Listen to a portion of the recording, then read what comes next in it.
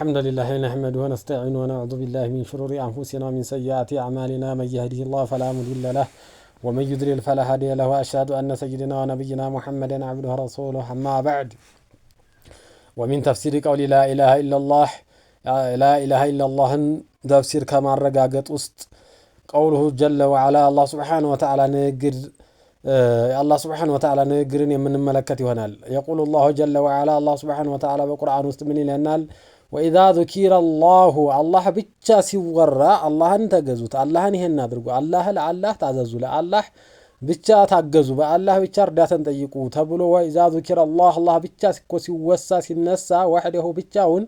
يشمع عزت تكوما ترى اللي تيجانانك عليك قلوا الذين ينزيس وچكول لبوچ يجانانك علو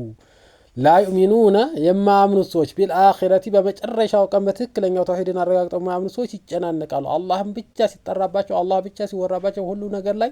አላህም ብቻ ተመኩ ተብለው ሲባሉ ይጨናነቃልባቸው ትክክለኛ ተውሂድ ያለ መኖራቸው ምልክት ለዚህም ነው አላህን ብቻ ለምን ትሉናላችሁ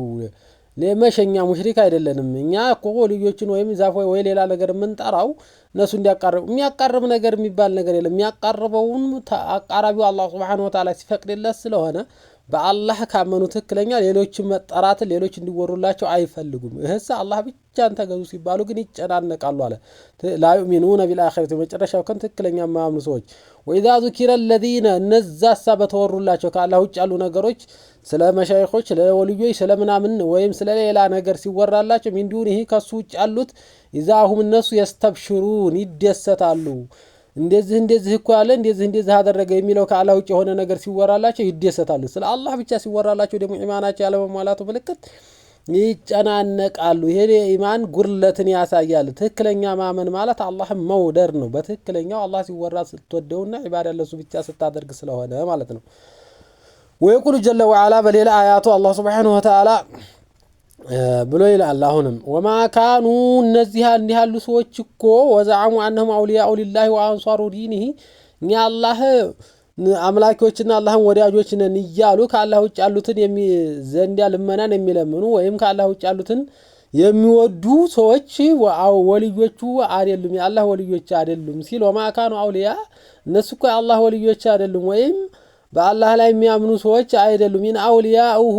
የአላህ ወልዮቹ ረዳቶቹ ኢላል ሙተቁን አላህን የሚፈሩ ሰዎች ብቻና ብቻ ናቸው በአላህና የሚመኩት አላህን ብቻ የሚጠይቁ ናቸው እንጂ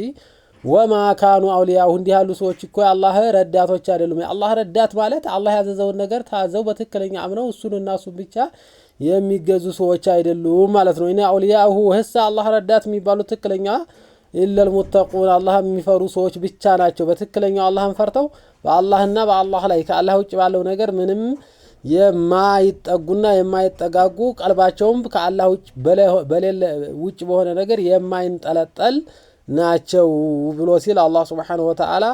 ይገልጽልናል እነዚህ ከአላህ ውጭ ቀልባቸው የሚንጠለጠልና ከአላህ ውጭ ያሉ ነገሮችን ሲቸግራቸው ወይም የሆነ ነገር አሳሳቢ ነገር ሲገጥማቸው የሚጣሩ ሰዎች እምነታቸው የተሟላ እንዲያልሆነና ትክክለኛ ተውሂድን ያላረጋገጡ መሆናቸውን እነዚህ ሁለት የቁርአን አንቀጾች ይገልጹልናል በተጨማሪ ሌሎች ደግሞ የቁርአን አንቀጾችን በሚቀጥለው ፕሮግራማችን የምናየው ይሆናል ወአኺሩ ዱዓኢ አልሐምዱሊላሂ ረቢል ዓለሚን ወሰለላሁ ወሰለም ዐላ ኸይሪ ኸልቂና ሙሐመድ ወዐላ አሊሂ ወሰህቢሂ አጅማዒን